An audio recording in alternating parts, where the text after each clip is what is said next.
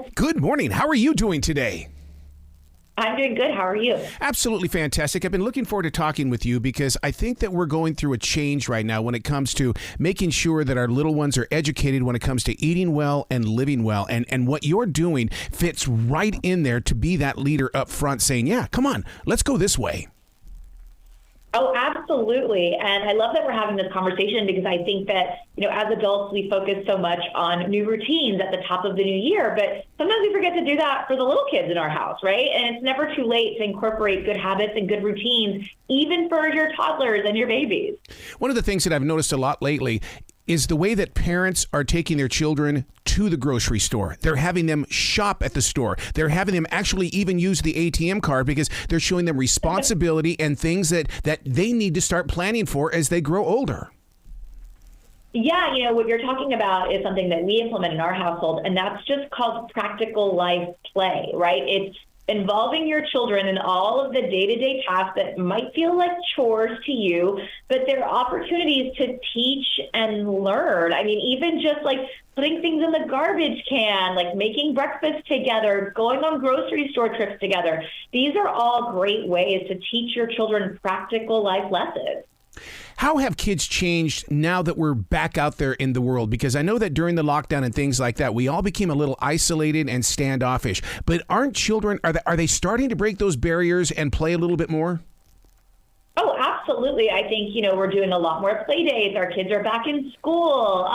So there's all of these kind of like big changes. And I think whenever you're implementing big transitions or changes with children, it's really important to talk about those things. And I think that routine plays a really key role in that, letting them know what's coming next. What does my day look like at school? What does, a day in the life of being an active social toddler look like? And that's why I love CoComelon, because it really helps create a framework for what those activities look like. We just did an incredible study all about routines, right? And we found that 74% of parents, that's a lot of parents, think that establishing routines with their kids can feel like a battle, especially around things that can be hard at the end of the day, like bath time and bedtime. I have so many mom friends, and myself included, we struggle with those things. And thankfully, more than half of the parents that we surveyed said that they use songs and nursery rhymes as a tool to help their children follow those good routines. And thanks to CoComelon, there's a song and an episode at the ready to help parents make those routines more successful. Oh my God, you just gave me a big flashback of CoComelon in the way with the little mouse that's singing about the moon. Is it a giant balloon? Is it a piece of cheese? And that song, once it gets inside my head, I swear I carry all of that music forward. And you as adults do that. Imagine our little kids. I mean, that's why my son knows all the words to Wheels on the Bus, because he hears it all the time, whether it's in the car, on Spotify, or whether I'm singing it to him, because we're learning all of the different sounds that the bus makes. I think that's what's so great is that CoComelon has all of these awesome songs that really become an opportunity for our children to learn what's happening in their little world, right? So using songs like Bath Song, right? It tells kids, what does bath look like? How do we set it up? How do we do it successfully? How do we have fun in the bath? And parents that actually use Bath Song as part of their learning routine found that bath is actually their easiest routine. And that's not what most parents say. A lot of parents actually find that bath time can be one of the hardest routines and parts of their day. Oh, yeah. But because their kids know what's coming next, what to do, they wash their hair, they wash their face, they wash their feet, they know and they want to do the song like they saw it on the show. They see their favorite characters doing it. They want to do it too. Yeah, it also leads to bedtime is coming up soon too, and that's when you get the puppy dog eyes.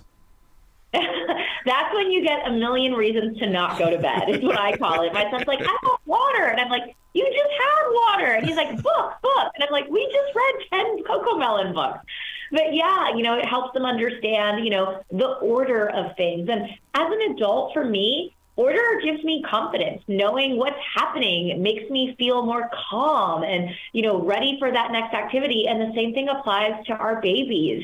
Giving them structure is really helpful. It's really healthy. And that's what these routines can do. So for parents out there that maybe don't have a bedtime routine or don't have a bath routine or a morning routine now, lean on CoComelon to help establish these routines in your family's life. And it's never too late to start. There's never a perfect time. So start it today. You know, one of the things that I've found a lot of great joy is the studying of the different generations, from the millennials to Generation Z, and now we've got Generation Alpha.